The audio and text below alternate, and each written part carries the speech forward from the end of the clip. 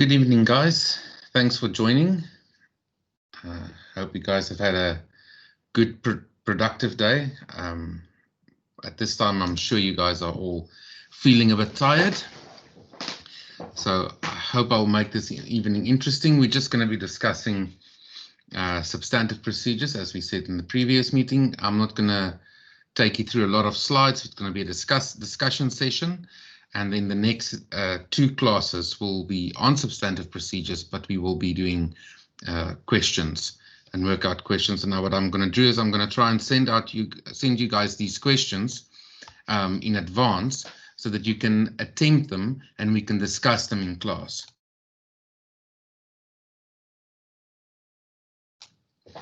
Okay, so let's go through just a few house rules again. Again, guys, I think all of you are part of the WhatsApp group. If you're not, please use the number and I'll add you to the WhatsApp group. Just send me your module code and the name and surname and I'll add you. One-on-one consultations, if you feel like you've got questions that you would rather want to ask in a more personal setting, you are more than welcome to make use of the one-on-one consultations. The only thing that I would like to ask there is if you make use of it, I would like to either discuss a question or a specific problem that you have. So try and narrow down what it is that you are struggling with and we can discuss it. With audit, it's a lot of exam technique. It's about how you answer the question and not necessarily what you know. That is the biggest problem. We tend to get a quick grasp of the theory, but we don't apply it correctly. We answer, but we don't answer it in the correct way, and then we lose easy marks. So let's discuss. If you want that one-on-one consultations, please just let me know and we can make a plan. Then number 11 and 12, if you can please complete the attendance register as well as the session evaluation form at the end of the class. Any questions before I start?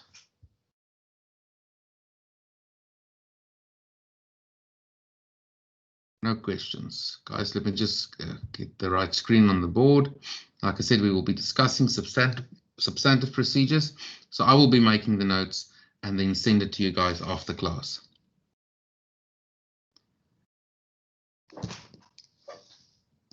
And then please, I would like it to be a discussion class. Let me just share the right screen quickly.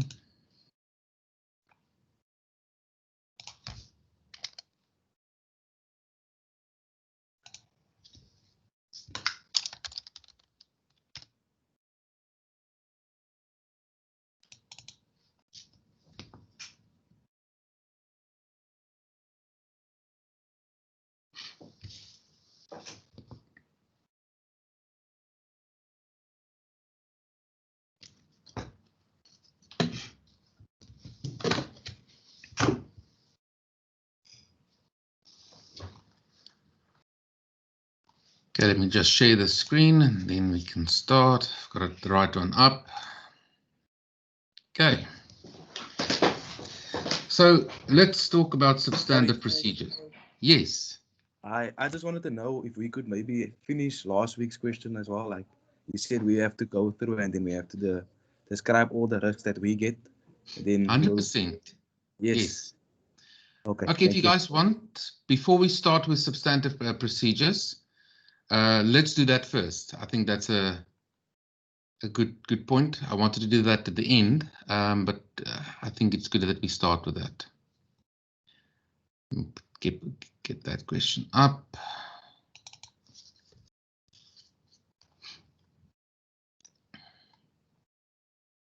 Swift Kick Soccer Club.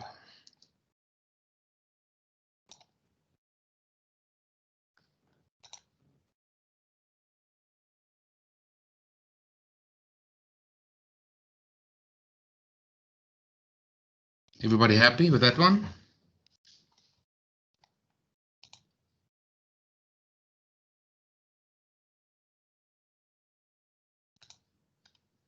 Rolled? Yes. Is you happy with that? That's that one. Yes, it's this one. But if we can do it at the end, it's also fine with me. I was just reminding that. No, thanks for doing it. I actually scheduled the questions at the end, but now that you mention it, it will actually lead quite well into substantive procedures. So Okay. it's actually good. I think it's, now that you mention it, I think it's good that we also discuss it in the Okay. beginning. So as Rolda said, last week we went through this question and we said at the end that we would like to identify all the risks. So if you read through a question and the question asks you identify risks, what is the main reason for us to identify risks if we think about it?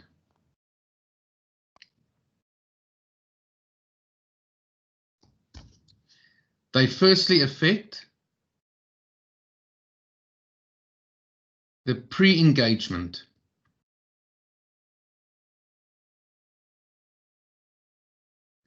considerations. So what is happening in our pre-engagement considerations? Is the question, do we want to be associated with this client or not? Not just because the client might be a bad client, for the lack of a better word, but risks is also for us as well. Do we have the necessary let me take a sip of coffee. I hope you guys are also privileged to have coffee at this hour. If it wasn't for coffee, I don't know where I would be.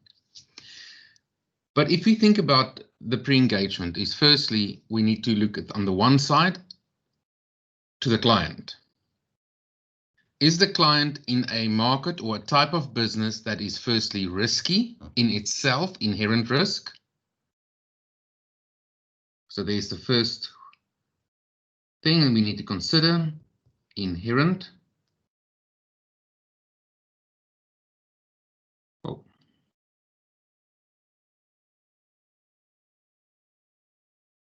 Okay. Then obviously we need to consider the client's type of management. Something that comes up to me now that I've read in a question before, and it's something that you can make notes of, because like I said, auditing is a practicing subject and you need to get used to the type of questions and think about everything that is being said and interpret it, and then obviously categorize it under the heading that you think it must be. Like, for instance, if we think risk, read what they say and think, read what they give you there in the information, and then determine how can it affect my audit approach. A question I read a while back is, the information stated the company has got a young, vibrant management, aggressive management style. Okay, on paper that doesn't sound too bad, because I mean, we are moving away from more conservative company structures to a more younger dynamic. But the way they word it immediately makes you think, although a conservative approach is not always good, you can lose out on good business opportunities. A young, vibrant, energetic, aggressive management style can also be one that bypasses rules, that gets into deals very quickly, and so on and so on and so on. You guys can see where I'm heading. So there's always those risks involved, and when you answer the question paper, you need to almost sell it to the examiner. So you need to explain why is it that you think that statement that they made in the question can be interpreted as a risk. Some risks in a question paper are literally staring you in the face. They can't put it more straight. It's like anyone that reads it will be able to see that it's a risk. But when the bonus marks comes in is where you can interpret, and then obviously, like I just said, sell that answer to the marker or the examiner. So always think about that when you read your question paper. So I was still busy on this side. So pre-engagement considerations is obviously very, very important. After you've done your pre-engagement and you've decided to take on this client, you need to consider a lot of planning activities. You need to consider planning. And in planning, you also need to evaluate the risks because they will affect the tests that you are going to apply. And we know that we talk about test of controls. And we talk about substantive.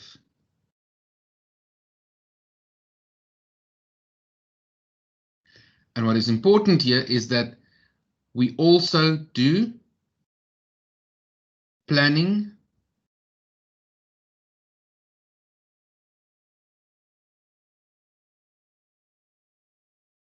and we said the higher that materiality or the higher the audit risk, so we need to consider the audit risk. The higher the audit risk, the lower the materiality. And we had a quick discussion on that. We said that doesn't actually sound right, does it? The lower the materiality. What does it mean when we say the lower materiality? Remember, our trial balance is made out of financial figures. And the lower that, it's almost like that, how low can you go? Think about the how low can you go game. The lower you put that bar, the more accounts and the more transactions are going to fall above it. So everything above the line needs to be tested because we consider it as material. So the higher the audit risk, the lower the materiality because we want to test more items. And then obviously the result of our test of controls will also directly affect the number and type of substantive tests that we will conduct. It will affect our substantive procedures. So let's quickly go back to that question. So I'm going to ask, I'm going to open the floor and I want you guys to answer me, or not answer me, but discuss. Let's discuss. What risks did you guys identify? For those that did it, if you didn't do it, don't stress. We're going to go through it. It's not who did their homework exercise. It's about understanding the principles that we wanted to discuss. So if we take that first paragraph, Raoul, since you brought it up, I'm going to put the spotlight on you. Don't hate me. Can you hear me? Is it fine? I can hear you clearly. We must just discuss that the first year, the audit firm will audit the company. That's the first one. This is the first year that we'll audit that company. Let me do this. Yep, you are right. And the other one, the previous auditors resigned as a result of disagreement with management, as we said here last week. 100%. Then there was no irregularities identified, and the deadline of the audit. Yeah, the previous auditors resigned because there was a disagreement with management. Your firm has already performed all the necessary pre-engagement activities. During these activities, no irregularities were identified. You are in the process of planning and performing the audit of this company for the year ended 31 December 2011, and the deadline for the audit is 15 March. That can sometimes be a risk. Do we have the necessary capacity? Necessary capacity. Am I saying that correctly? Do we have the capacity to execute and conclude, to be in a position to express an audit opinion that is applicable and relevant? And would another auditor with reasonably the same type of resources be in a and put in the same reasonable position arrive at the same conclusion that we did? If the deadline is too tight, we obviously are under strain to perform our work effectively. So that can be a risk. Anyone else that identified risks? Let me give Raoul a breather.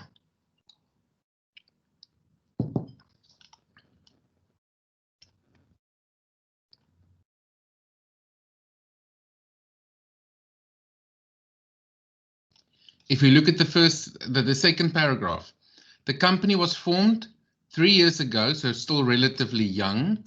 And although the first 2 years of the company was not able, and although for the first 2 years the company was not able to make any profits, it has been able to make a small profit in the current year of assessment. What is the first word that comes to mind there? Sustainability. Did the company make a profit because it's going to make a profit next year again? Or was it just because of an anomaly or a transaction that wasn't supposed to happen, or an unplanned transaction that pushed it over the boundaries into the profit area of the income statement? What was the reason? So it doesn't mean it's wrong. It just means that it's something we need to focus on, because there's with accounting, there's the going concern principle that we always need to take into consideration. Because remember, we are the external auditors, and we, as external auditors, we are perceived to know who the users of the financial statements will be.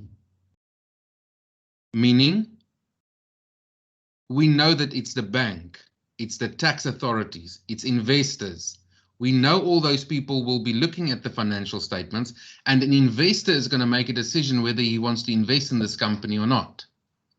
So it is important that we understand the going concern principle and its effect. So the fact that the company hasn't been able to make a profit over the past three years, or past 2 years, and only a small one in the current year, only emphasizes the fact that we need to do a very in-depth substantive approach or substantive detailed testing on income statement accounts to make sure that that profit is sustainable. Any questions on what I've just said there? Okay. Now we say the company earns its revenue from subscription fees paid by corporate teams that enter the league. The league begins at the beginning of June each year, and the soccer year ends at the end of April the following year. All subscriptions that the company receives from its teams are received in advance. Immediately, red flag that comes up. Not that remember, if we say something is a risk, it doesn't mean there is something wrong. You always need to disclose that fact very accurately and very transparently. Is that we don't say there's something that's wrong. We say that there's an inherent risk or a control risk that revenue recognition might not have been treated accurately according to IFRS. So revenue recognition will be a problem. What is the obvious risk associated with the income statement? If I say overstatement, understatement, what would be the obvious risk of income on the income statement?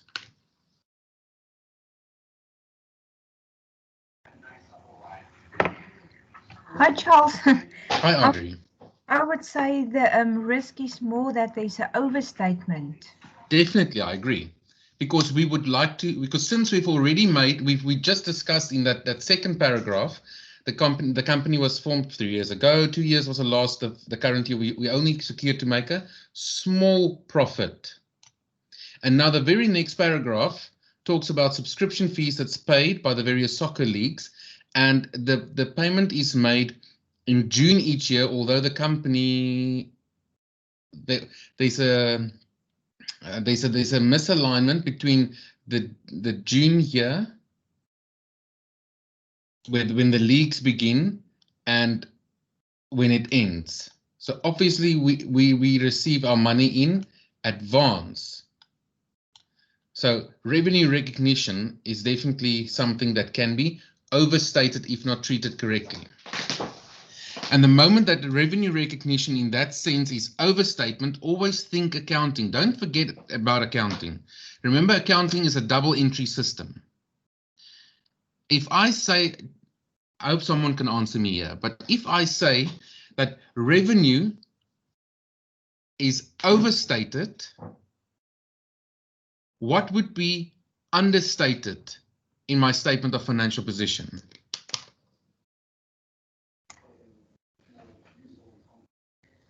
I would say the creditor. Definitely accounts payable. So my liabilities would also be understated, and that talks to the risk that's also on my statement of financial position, which is also overstatement of assets. So the understatement of a liability will result in the total overstatement of my net assets. So my financial position will also, on a net basis, look good. And with that, I can secure loans, I can attract investors, and you guys can see what negative effects it can have if we don't detect something that's wrong, if there is something wrong. What we need to give reasonable assurance. Okay. I'm now going to start from there. After the discussion with the previous auditor, it was discovered that during the previous year of assessment, one of the members of management responsible for receiving of prescription fees from teams took a certain amount of cash from a couple of teams and manipulated accounting records to reflect those teams as having paid their fees.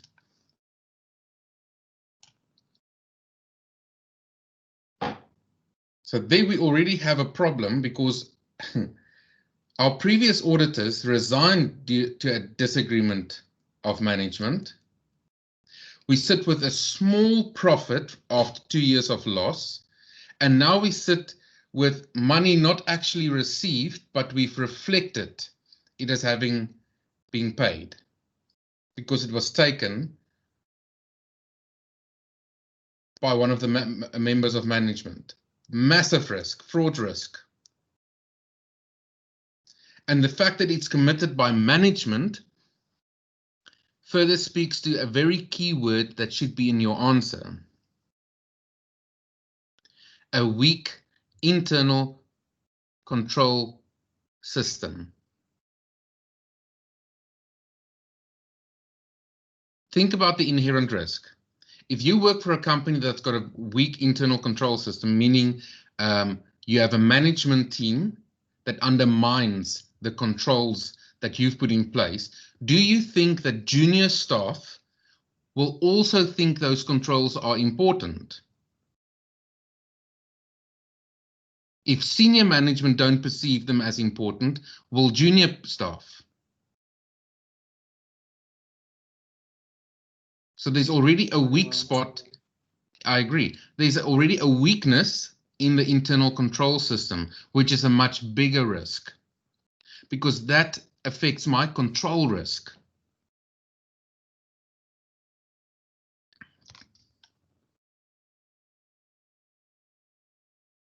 Then let's talk about the rest. They say the company employs 15 referees who referee on a Wednesday evening, and 5 ground staff to ensure that the soccer fields are kept at the highest quality. The previous accountant of SKSC resigned at the beginning of January after another yet disagreement with management regarding the accounting policy of revenue recognition. So there's massive risk here with regards to the revenue, and you can already almost see that there's a big question mark on that small profit that was made.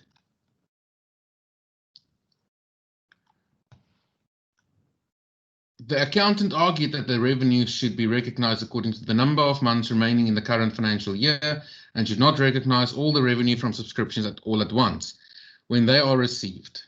Obviously, that accountant knew what he was talking about. One of the referees, Mr. M. Zidani, who claims to have received a C symbol in matric for accountancy, has taken on the duty to produce the accounting records of the company.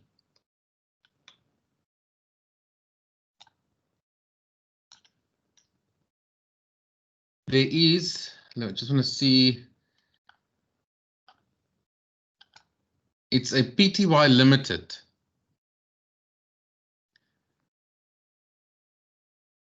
Just as a check and something to go do tonight, see what the Companies Act requires with regards to accounting records and who should produce them.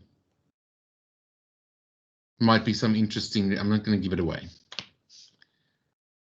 But obviously that person is not a professional accountant.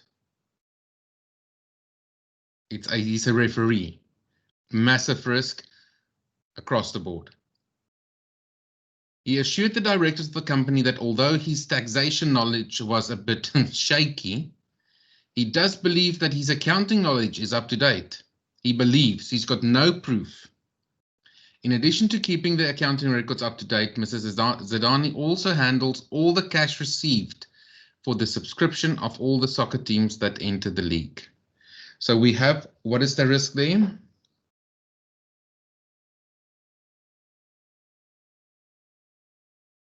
Is a key word. A word that if you haven't heard it a lot already, you're going to still hear it a lot in your career. Segregation of duties. The person who keeps the financial records can't also be responsible for the receipt of cash. There must be a segregation of critical duties. Everybody still happy? Rolled. Yes. How am I doing so far on the risk versus the risk that you identified? Yes. I've done it. Yeah. Cool. Okay. During the planning stage of the audit, Vincent, do you have a question for me? No, I don't. Oh, Okay, sorry, it's cool. just for background. Oh, no, 100%. I'm just asking. I don't have my eye on that screen, so if I hear something, I ask because I might have missed. Okay, last paragraph on the screen. I think it's the last paragraph on the screen. Yeah, during the planning stage of the audit of the company, and so we are in the planning stage. A reasonableness test was performed on the revenue account by taking the number of teams that entered into the league, multiplied by the league subscription of a once-off payment of 7,500 that all teams are required to pay at the beginning of the season. What is wrong with that sentence?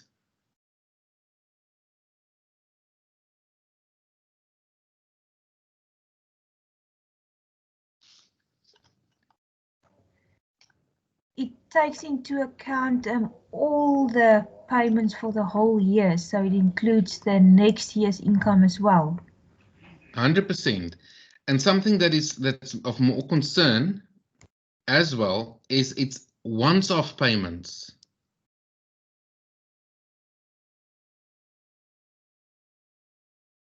Not that it can't be part of revenue, but it's a once-off payment. So we spoke earlier about sustainability of profit.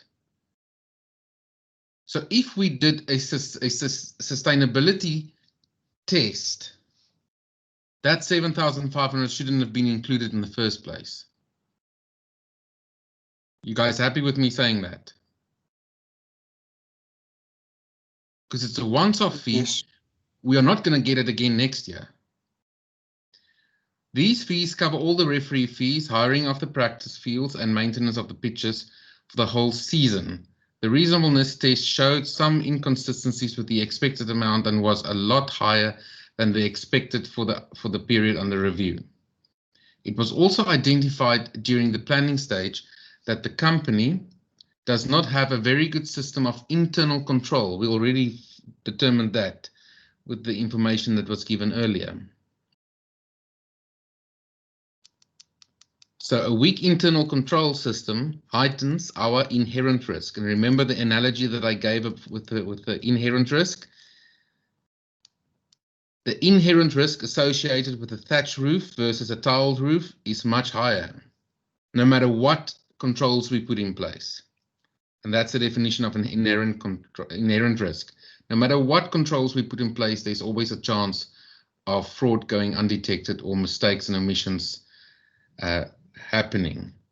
So very important that we note that weak internal control.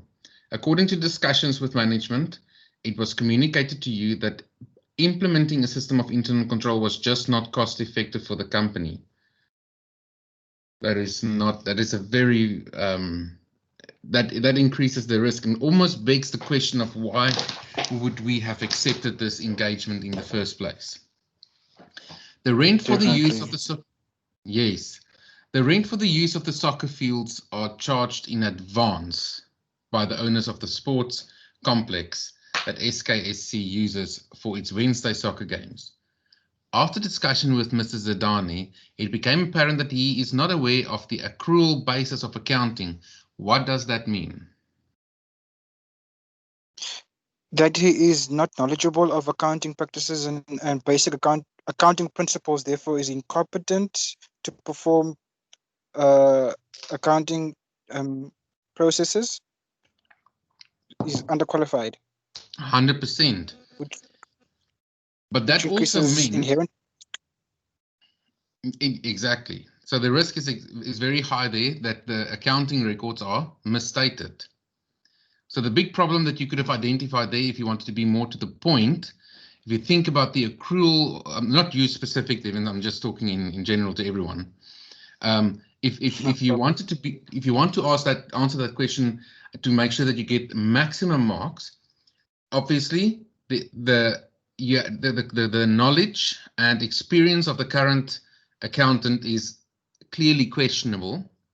But what is it saying there even deeper? We pay the rent for all those facilities in advance. The accrual basis of accounting says we only account for expenses incurred and revenue earned in the specific year that it is earned and that it is incurred. Meaning that if something is paid for a service that we will only receive next year, it cannot be included in the current year's financial statements. So the accounting treatment would have been incorrect. Our expenses would have been overstated, further putting question on our profit because our expenses would have been overstated. So there's a problem with what our profit really should be. Our expenses would have been overstated and our assets would have been understated, because if you pay in advance, you're creating a current asset. Yeah. Hi, Davidson. Yes, I was agreeing with you, saying a debtors. Yeah. 100%. Accounts, trade and other receivables would have been understated. During the year, a new soccer club was opened 5 kilometers from where SKSC holds its soccer games. So competition is always a big risk. It has been quite apparent to the directors that the new soccer club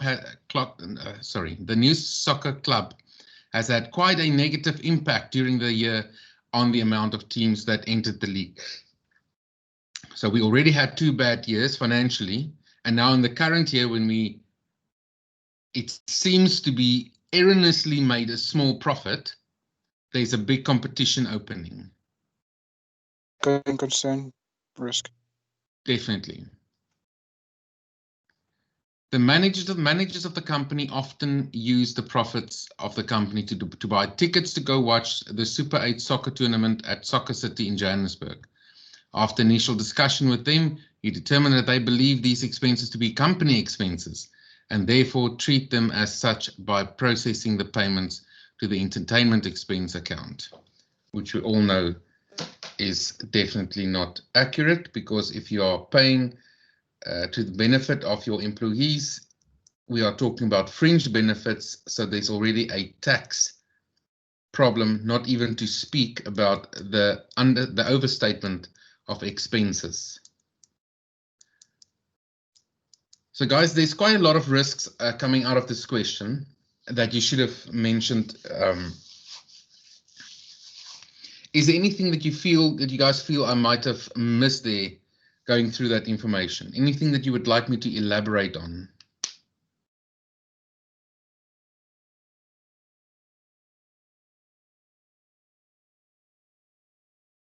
If you guys 100%, if you guys have any other questions on that, please, you know the WhatsApp number.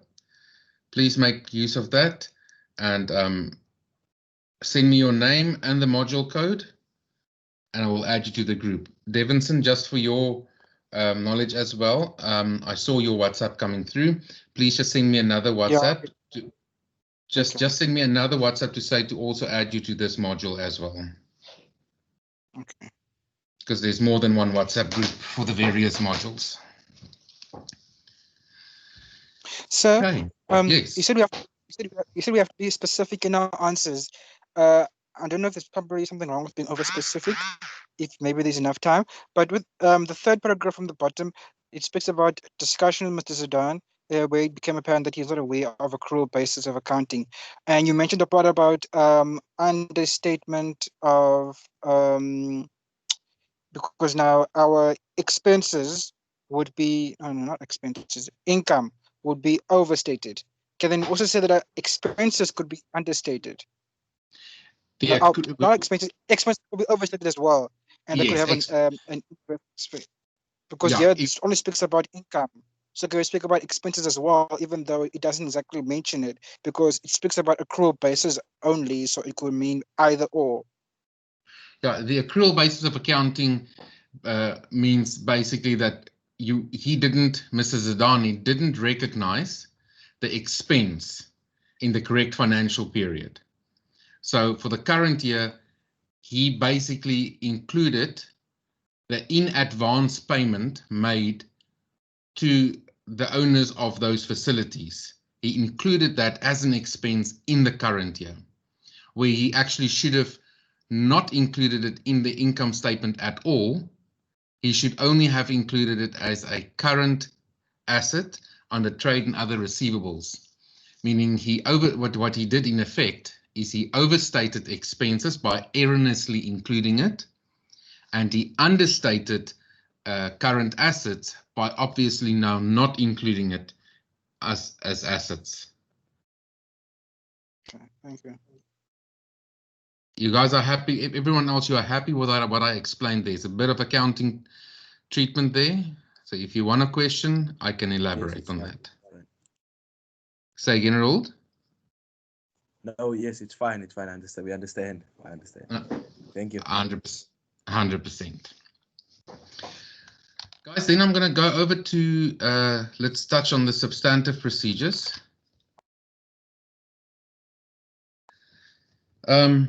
So let's see how far we get with this, and we will be doing a question in our next session, but I just want to start with substantive procedures, and we will obviously continue with it next week. A very important section, and majority of your questions will definitely come from substantive procedures because there's various cycles that require specific procedures to be applied. So, as I said, in performing your audit, if we talk about the execution of the audit, there's two avenues that we follow to obtain or to be in a position that we can express an opinion. The one I already mentioned up at the top, it's test of controls. So I said that there's a direct correlation between the results of your test of controls and your substantive procedures. So I said that because substantive procedures.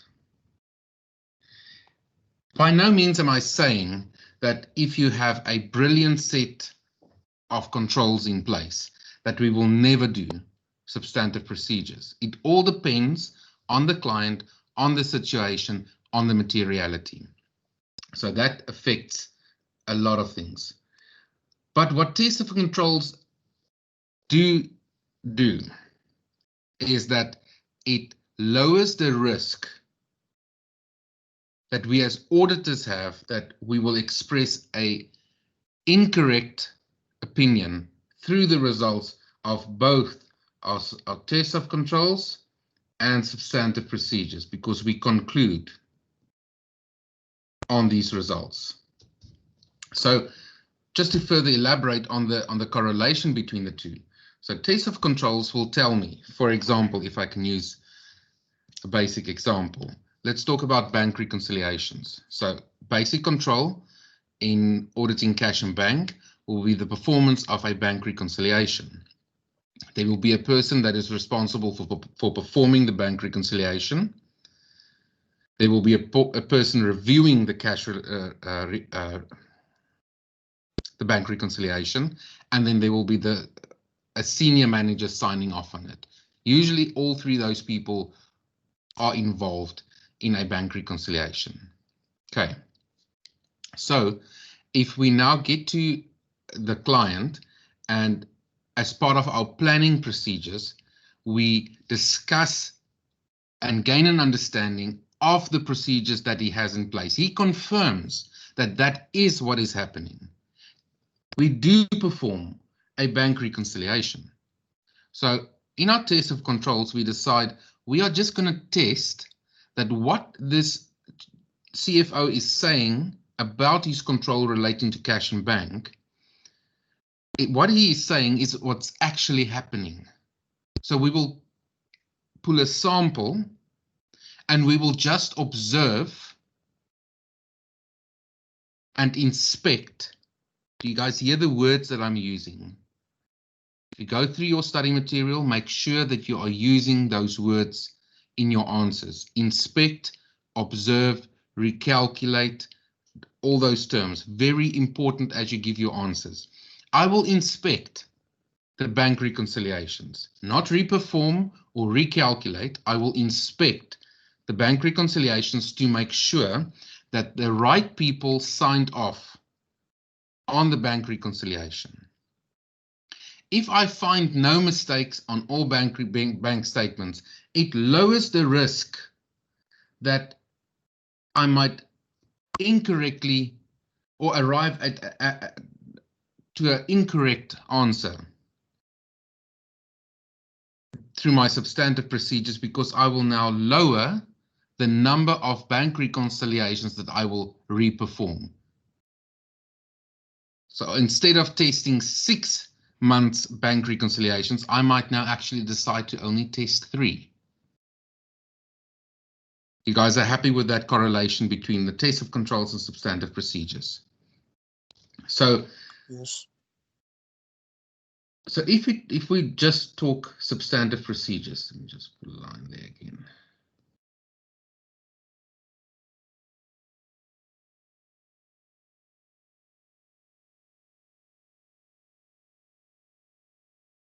We will obviously look at detail testing,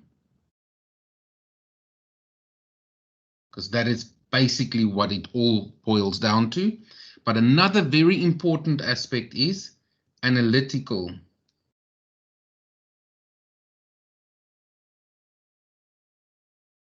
procedures. Analytical procedures is easy marks in the exam. Why am I saying that? Because analytical procedures is a very wide topic. You need to know on what will I apply analytical procedures and on what will I apply detailed testing, because you can't always apply those tests on everything. So for example, for some accounts, like for instance your trade debtors or your inventory, it might be brilliant to do detailed testing. You can select a sample, you can inspect, you can recalculate, you can observe inventory counts, you can do detailed testing. But where you have an account that has got a massive amount of transactions in it, doing a detailed testing is almost impossible. So if I look at my revenue line and I look at my cost of sales line, what does that give me? It gives me my gross profit. So a very good analytical procedure to do is to take the past 5 years and compare the GP percentage, the gross profit margin, over the past 5 years. Because the moment that you identify a spike or a sudden decline or decrease in that percentage, it immediately tells you to pause and go speak to management, get management representation of what happened in that specific financial year that resulted in my gross profit percentage to decrease. Because now I can escalate my analytical procedures and I can say, let's run an analytical procedure comparison to determine a trend on my revenue and on my cost of sales. And that can actually indicate that there might have been a massive problem with inventory levels. Because remember, cost of sales are directly affected by inventory levels. You see, guys, these are just examples that I'm giving, but it's a way that you need to develop how to think about it. What affects what, and it might go deeper. So analytical procedures can indicate quite a few things. So yeah, that's something to think about. So detailed testing, analytical procedures. So to get back to substantive procedures, we need to know that there will always be the nature of the tests. That speaks to the type. What is the type of substantive procedures that I want to use in testing? So remember, what am I testing? I'm testing the financial statements, and the financial statements are based on the trial balance. And listed in my trial balance are all the company's accounts. And if I've determined my materiality level, I need to inspect all transactions and all accounts above that materiality level. So that will, if I look at accounts and I look, say, for instance, sundry debtors, in other words, not normal trade debtors, all other debtors. What is the nature of tests that I will apply there? Will I use analytical procedures or will I do test of detail? So that's the nature of substantive procedures. It's either detail or analytic. Everybody still happy? Yes. Okay. Then I have timing. When?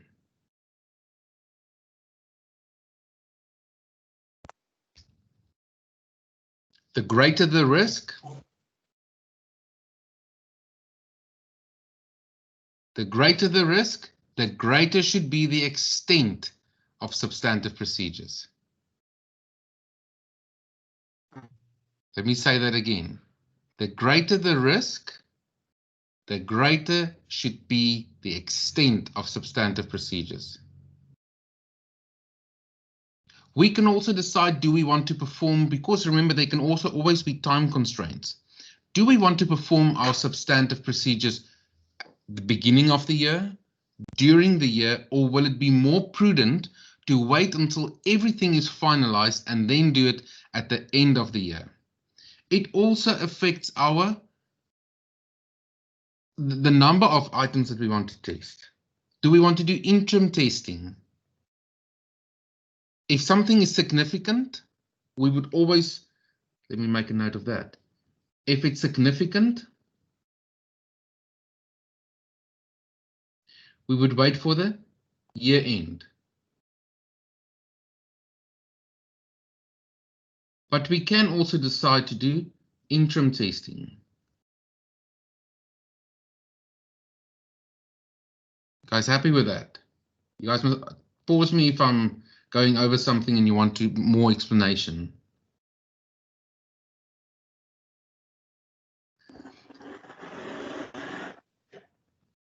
Then also, we are talking about the extent.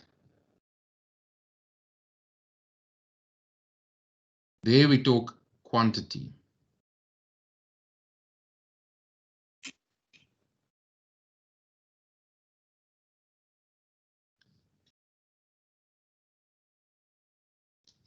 And one of the main things that I think you must focus on is, obviously there's quite a lot of factors, but is to select the correct sample size.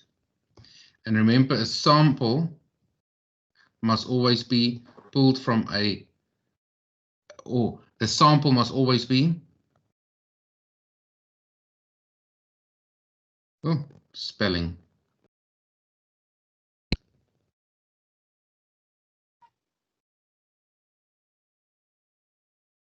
Hope I spelled that correctly.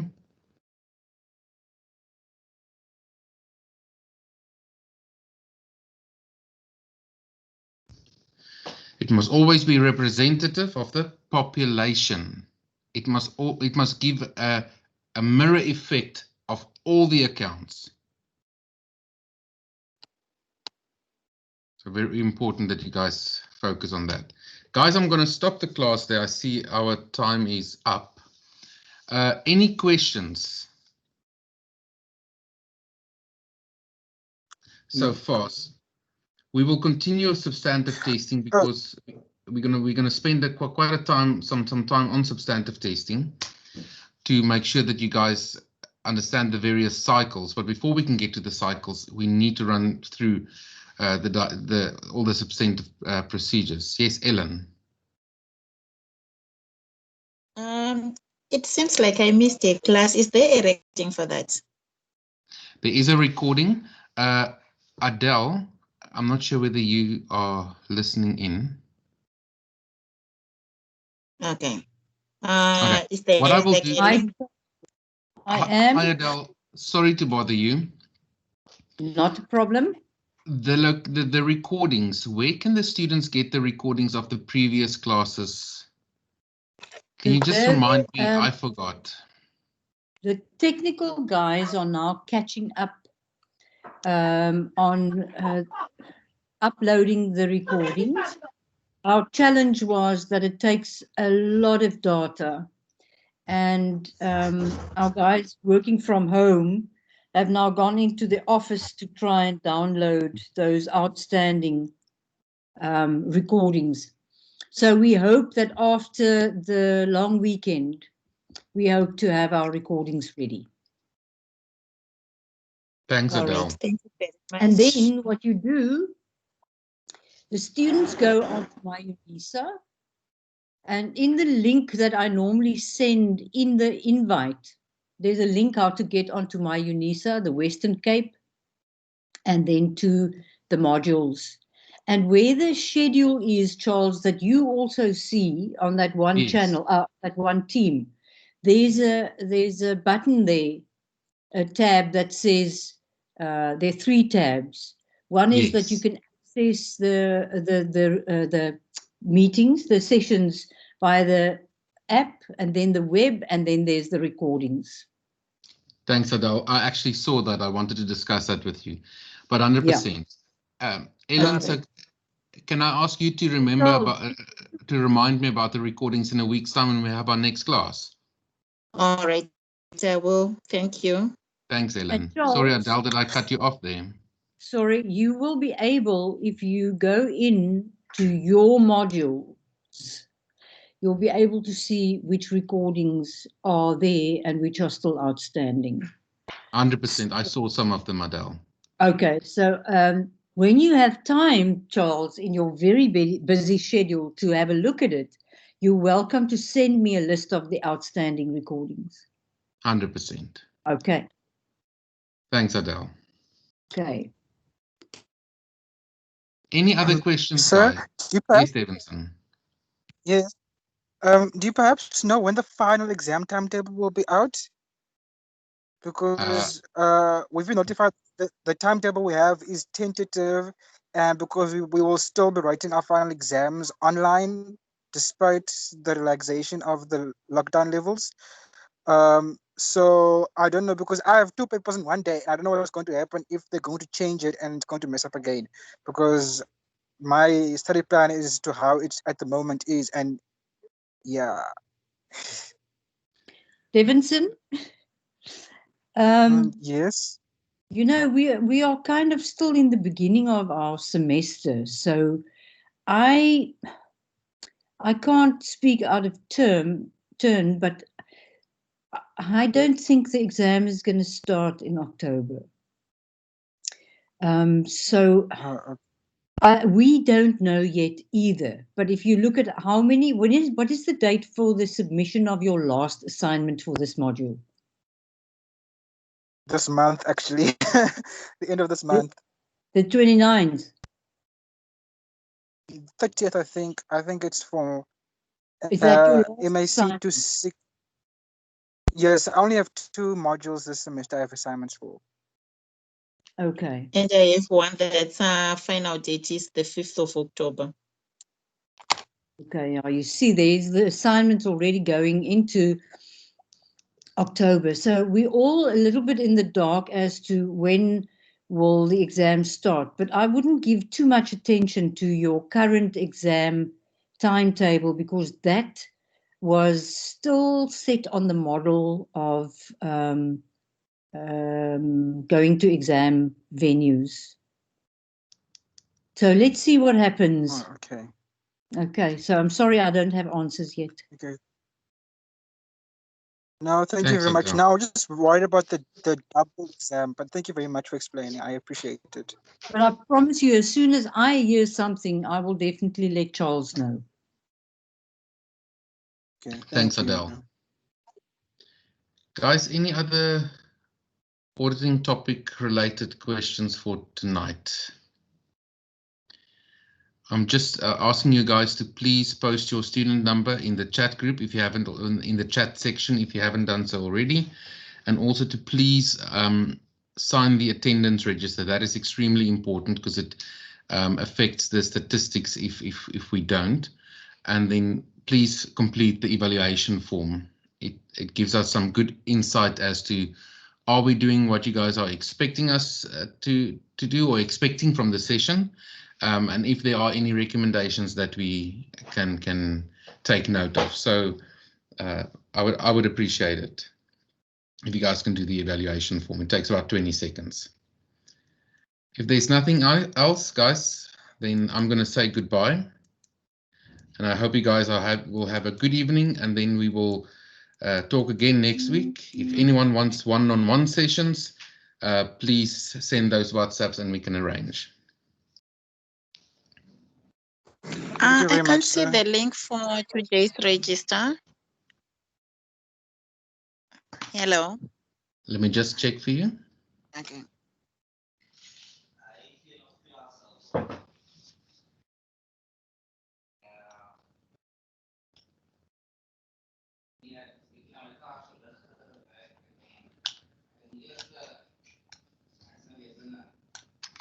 Okay, I'm posting the evaluation form for you guys. That's there. And then the attendance register, I'm quickly posting as well. You guys can just see if you've got access to that. They are in there. So if you guys, I'll wait another few minutes and you guys can just tell me if you're not able to click on it. The evaluation has come through.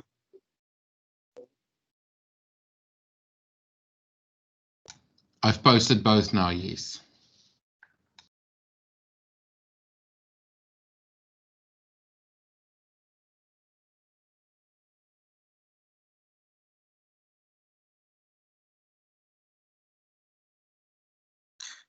So is the next session the same time as it normally is next week Wednesday, or is the session as it is today? I don't know. I'm not so sure. Guys, yeah, for Monday and Tuesday, the sessions will stay the same, and then we will send updates for Wednesday and Thursday sessions. Okay. You Okay. guys So will it will get be Wednesday and. No, so Okay. Tuesday next week as well. Same night as Okay, tonight. thank you. Yeah, 100%. Okay, thank you. Thanks, guys. Everybody happy with the links that I posted?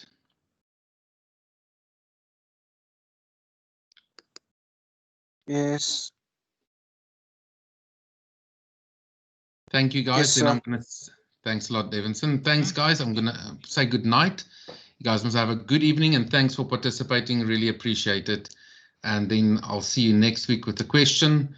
I will try and get a question over the weekend already and post it, and then we can discuss and see if we can't maybe do a question discussion session, and then also a theory discussion. I'll still work on a plan there for us. Thank you very much. Thanks, everyone. Enjoy your evening. Thank you, sir. Bye-bye. Thank you, sir. Bye. Thanks, guys. Bye-bye. Bye.